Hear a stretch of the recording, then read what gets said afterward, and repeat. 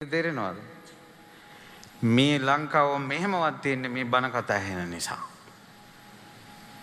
ස්වර්ණමාලි මහසෑය නිවාඩු නැති දවස් කතාවක් නැහැ. මහසෑය සුදු අතින් සැරසිලා මිනිස්සු වඳින දෙස බලන්න. මීට අවුරුදු 25කට 26කට කලින් මහසෑයි මල පූජා කරන්න මිනිස්සෙක් හිටපු නැති කාලයක් තිබ්බා. රුවන්වැලි සෑය කළු පාටට ගහිලා තිබ්බා. කුණු පිරියම් කරන්නවත් නැතුව. දැන් මිනිස්සු සෑයවල් වඳිනවා, වේරවල් වඳිනවා. හාමුදුරනම බණ කියනවා කියනට දහස් ගණන් එකතු වෙලා බණ අහනවා. මොකක්ද ඒකේ ඇති වරද? මිනිස්සු ධර්මය අහන්න කැමති, වඳින්න කැමති, පුදන්න කැමති. මෙහෙමවත් ලංකාව තියෙන්නේ මෙහෙමවත් බණ ටිකක් කියන නිසා. ඒ නිසා ධර්මයේ දේශනා කිරීම අපල නෑ ඵල සහිතයි. අපල නෑ ඵල සහිතයි. දෝෂණ වංචන ඒවා ලෝකේ කොහේ වුණත් තියෙනවා. වෙන රටවලත් තියෙනවා. අයි මේ ලංකාව මොකට ගන්නෙ? ඒ නිසා ඔයා බේරෙන්න අපිට මේවා ගැන කතා කරන්න වෙලාවක් නැහැ.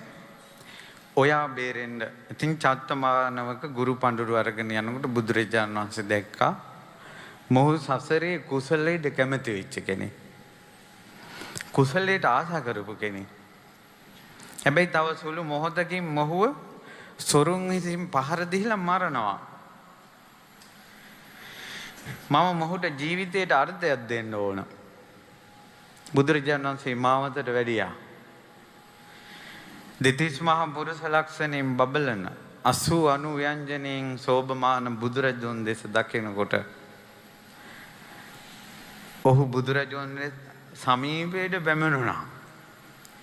යෝන් දහන් සක්මන කියන ඒ හඬ ඇහෙනකොට මේ ආවේ රුවන්වැලි සෑය හොයාගෙන ගිහිල්ලා වඳින්නේ.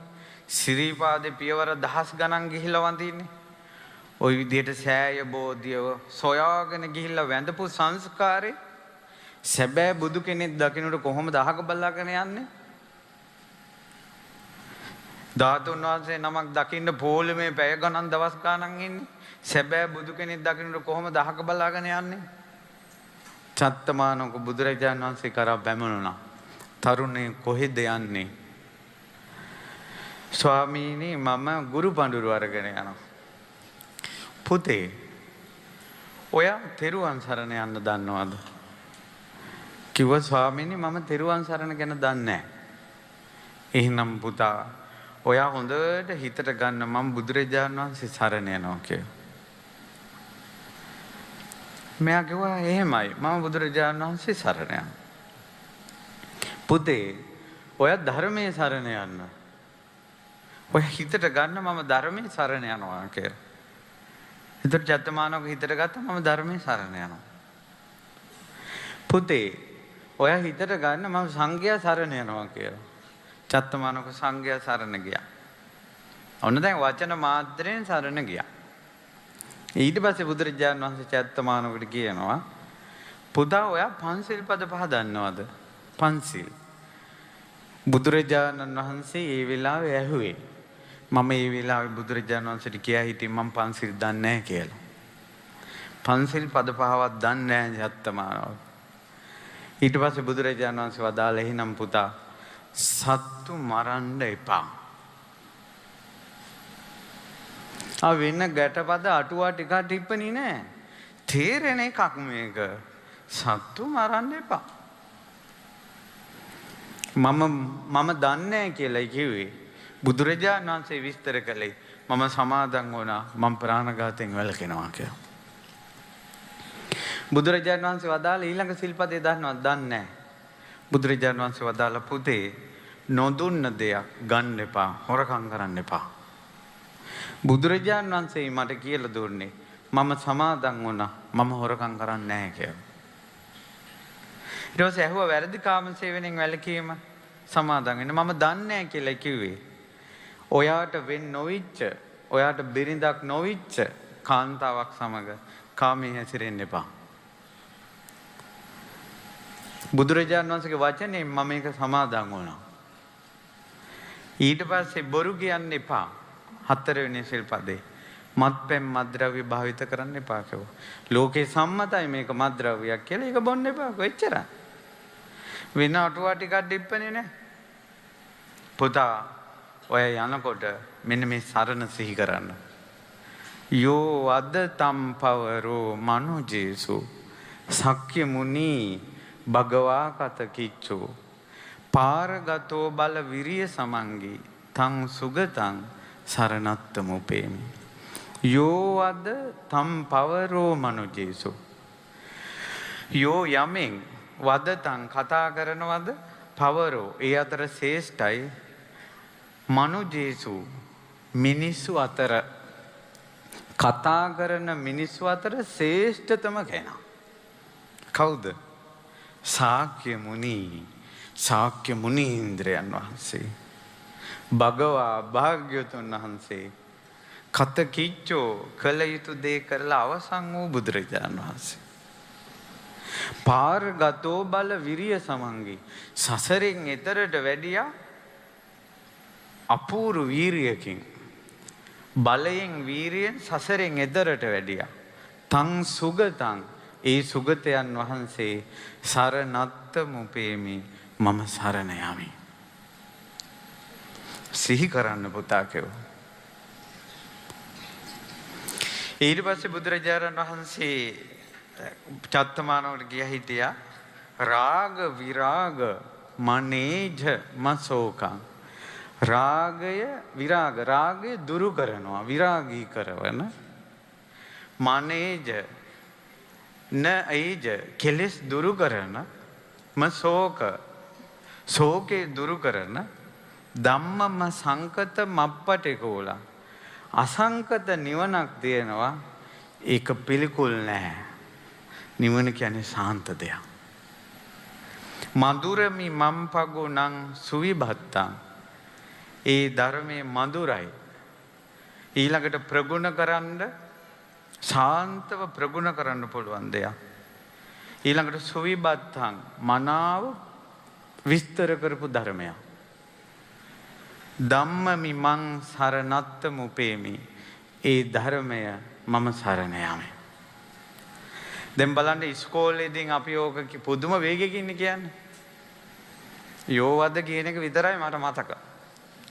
අවසාන පීරියඩ් එක ඉවර වෙලා පුදුම වේගයකින් මේක කියන්නේ.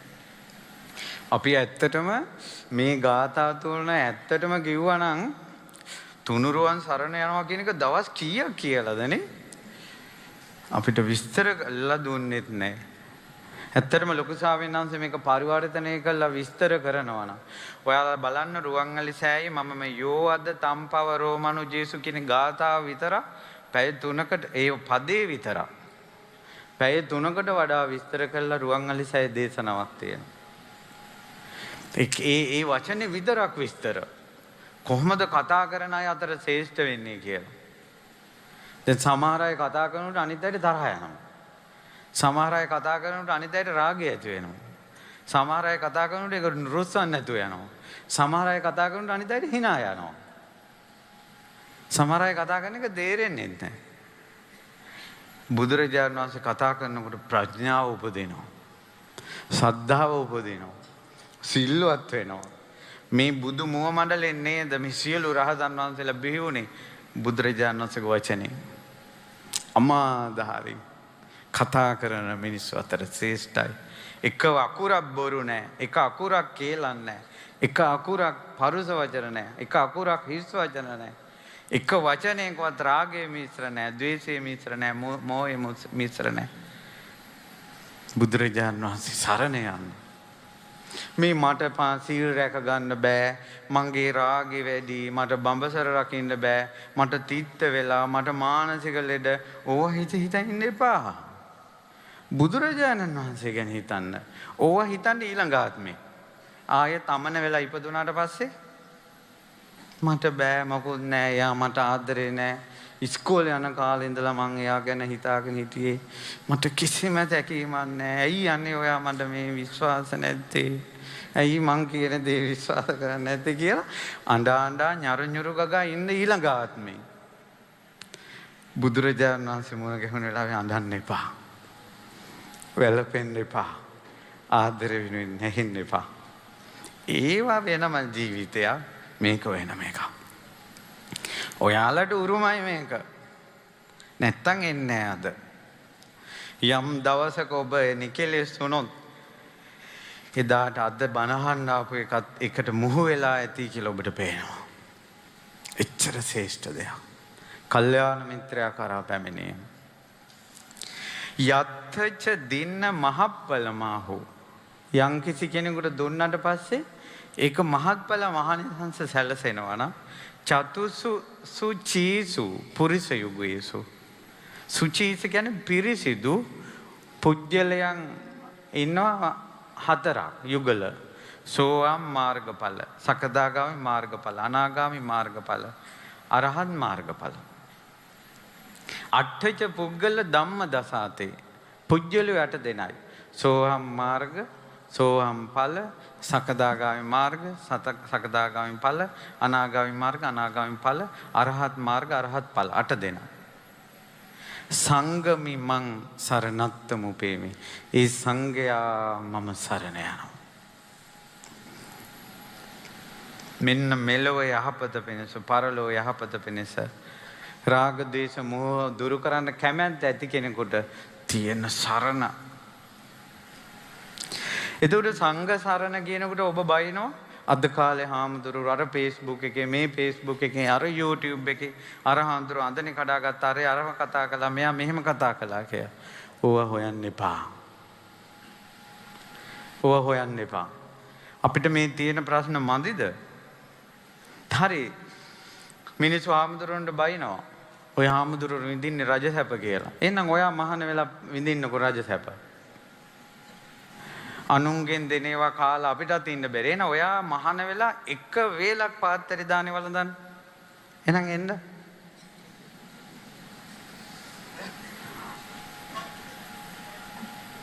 ඔයාට මහාන වෙන්න කොච්චර අමාරු වෙලාද? කැමැත්තවත් ඇති වෙලා නැහැ.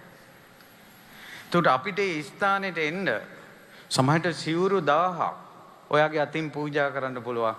ඒ වුණාට සමහර අම්මලා තාත්තලාට දරුවෙක් පූජා කරන්න බෑ. ඔයාගේ අම්මෙන් අහන්න ඔයා පූජා කරන්න පුළුවන්ද ශාසනයට කියලා? එහෙමවත් එන්න බෑ.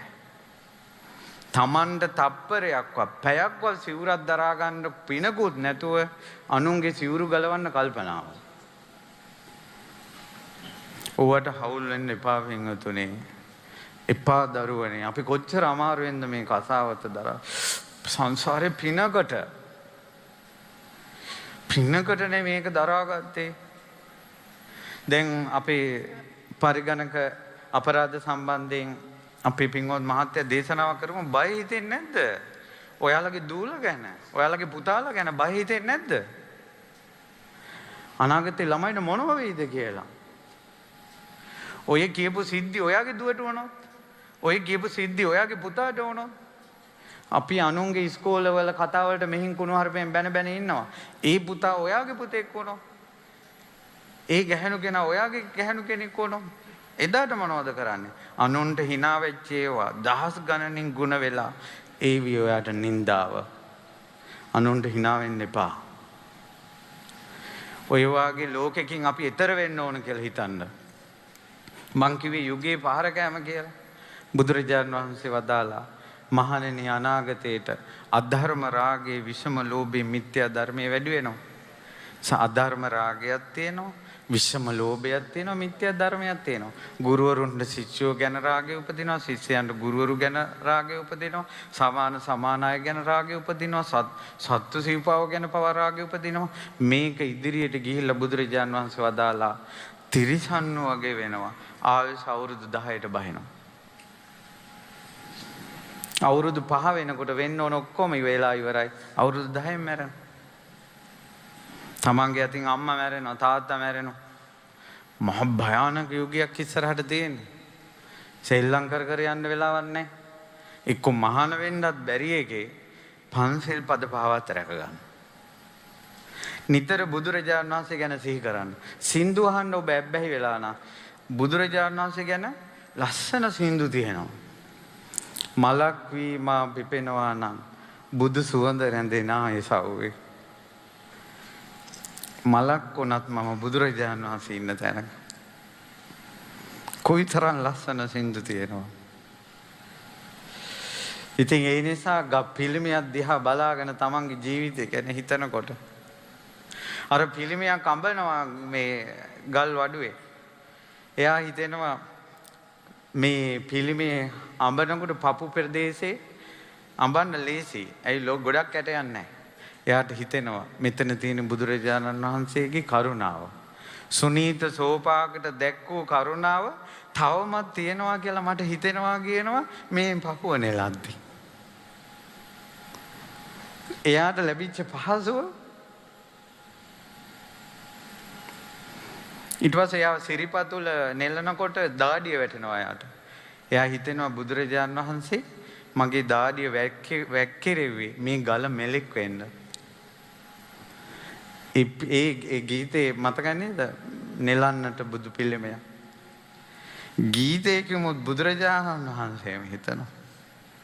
සින්දු අහන්න ඇබ්බැහි වෙලා නම් පරිවර්තනය කරගන්න. වීඩියෝ බලන්න ඇබ්බැහි වෙලා නම් ඔය ජාතක කතා හැදෙනවා, ලස්සන කතා හැදෙනවා. කොහෙන් හරි පරිවර්තනයකට යන්න. වෙනත් විකල්පයකට පරිවර්තන විකල්පයකට. ඒ නිසා දුවේ පුතේ පළවෙනි දේ තමයි කැමැත්ත ඇති කරගන්න. පන්සිල් රකින්නත් ඉස්සෙල්ලා කැමැති වෙන්න කිව්වා. අමාරුවෙන් අපි ධර්ම සාකච්ඡා වෙලාවක අවස්ථාවක් ලැබුණොත් පන්සිල් රකින්න අමාරුවකට මොකද කරන්නේ කියලා අපි සාකච්ඡා කරමු. දැන් මේ අනුශාසනාවෙන් ඔබට මම කිව්වේ දුවේ පුතේ කැමැති වෙන්න කුසලයට. ඔයාගේ රාග ද්වේෂ මෝහත් එක්ක වැළපි ඉන්නේ නැතුව ඔයාගේ අඩුපාඩුවෙන් මිදෙන්න කැමැති වෙන්න. ඒකට බුදුරජාණන් වහන්සේ සරණ යන්න, ධර්මයේ සරණ යන්න, සංඝ රත්නයේ සරණ යන්න, පංචශීල් පද පහ ආරක්ෂා කරගන්න. ওই තෙරුවන් සරණයි පංචශීලයයි හරියට රැකගත්තොත් මේ යුගයේ ඔබ සුවිශේෂී කෙනෙක්. ඔබට සුගතිය වරදින්නේ නෑමයි. ඔබට නිවන වරදින්නේ නෑමයි. මතක තියාගන්න මෛත්‍රී බුද්ධ ශාසනයෙන් පස්සේ ආයි බුදු කෙනෙක් ගැනවත් විස්තර නෑ. පසේ බුදුවරු ගැනත් විස්තර තියෙන්නේ තව කල්ප ලක්ෂයකින්. මග හැරුණොත් ඉවරටම ඉවර. ඒ නිසා ඉගෙන ගන්න තෙරුවන් සරණ රැකගෙන පන්සිල් පද පහ රැකගෙන. විශ්වවිද්‍යාලය යන්න තෙරුවන් සරණ රැකගෙන පන්සිල් පද පහ රැකගෙන. කසාද බඳින්න තෙරුවන් සරණ රැකගෙන පන්සිල් පද පහ රැකගෙන. රට රාජ්‍යවල ඇවිදින්න, ගෙවල් දොරවල් හදන්න, ඕන තරම් ව්‍යාපාර කරන්න තෙරුවන් සරණ රැකගෙන පන්සිල් පද පහ රැකගෙන. ඒකවත් කරගත්තොත් ලොකු දෙයක්. ඒ නිසා මුළු හදවතින්ම බුදුරජාණන් වහන්සේ සරණ යමු. චත්තමානවක ගාථා. පාලියෙන් අපි එකට කියමු. සිංහලෙන් මං කියවට පස්සේ කියමු. මතකයි නේද චත්තමානවක ගාථා? සාදු සාදු සාදු. යෝ අද්ද තං පාව රෝමනුජේසු සංඛ්‍ය මුනි භගවා කත කිංචෝ පාරගතෝ බල විරිය සමංගී තං සුගතං සරණන්ත මුපේමි කතා කරන මිනිසුන්ට උතුම් වූ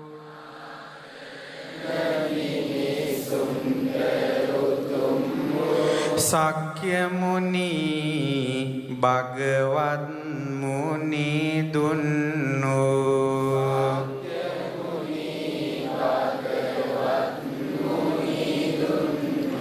බුදු කිසනිම කළ බලවීර පල කළ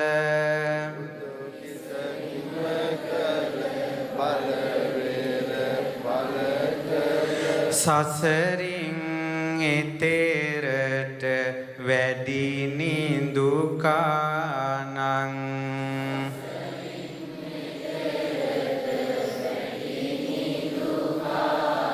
සුගත තථාගත බුදු සමිදානං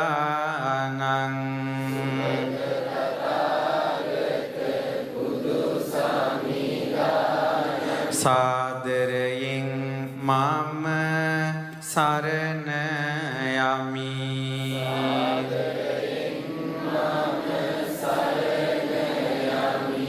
රාග විරාග මනීජ මසෝකං ධම්මම සංඛාත මප්පටිකූලං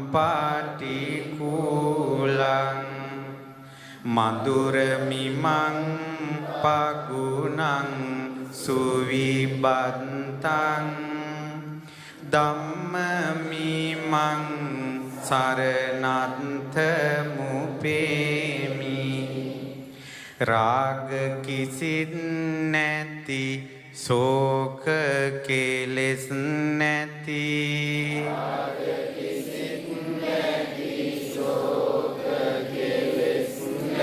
පිළිකුල් බව නැති අසංකතයි සදහම්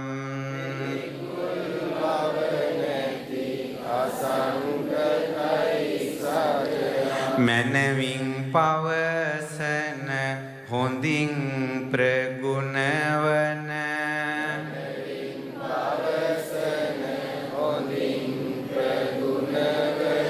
මිහිරි උතුම් සදහම්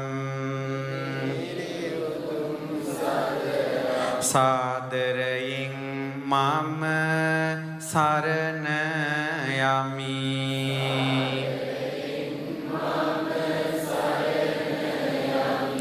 යත්තච දින්න මහම්පල මාවෝ චතුසු සුචිසු පුරිස යුගේසු අට්ඨච පුංගල ධම්ම දාසතේ සංගමිමං සරණන්ත මුපේමි යමෙකුට පිදුවොත් මහඵල ලැබ දෙන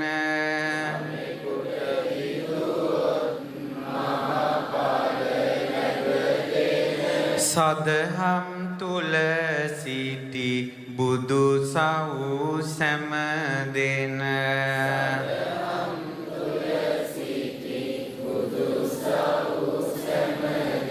උතුම් පුරුෂයින් යුගල සතර දෙන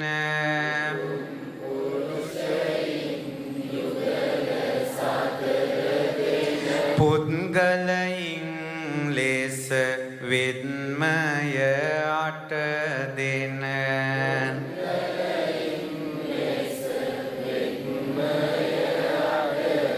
ඒ උත්තම ශ්‍රාවක සංගරුවනද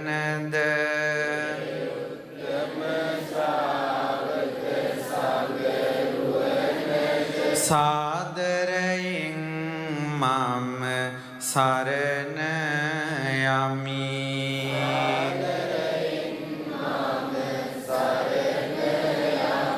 සාදු සාදු උතුම් තිසරණේ තුල මනාව පිහිටා සමාදන් වුණ සිල්පද රැකගෙන බුදු සසුනේ පිහිට ගන්න ඔබ අප කාටත් වාසනාව ලැබේවා.